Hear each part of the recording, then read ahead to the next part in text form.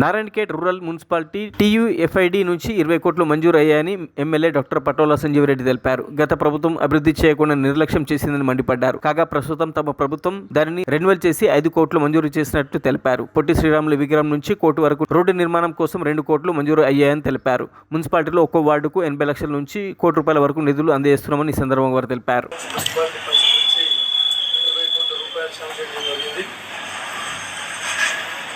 నారాయణఖేడ్లో ఏదైతే మనం చూస్తా ఉన్నాము ట్రాఫిక్ రద్దీ బాగా పెరిగింది.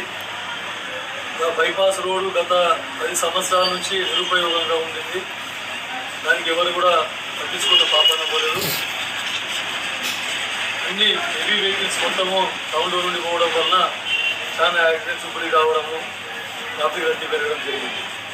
కాబట్టి గతంలో కాంగ్రెస్ హయాంలో ఏదైతే బైపాస్ రోడ్ చేసిండ్రో ఆ బైపాస్ రోడ్డును మళ్ళీ పునరుద్ధరించి దాన్ని రెన్యువల్ చేసి 5 కోట్ల రూపాయలతోని మళ్ళీ సీసీ రోడ్డుగా ప్రపోజ్ చేయడం జరిగింది. శాంక్షన్ కూడా వచ్చింది.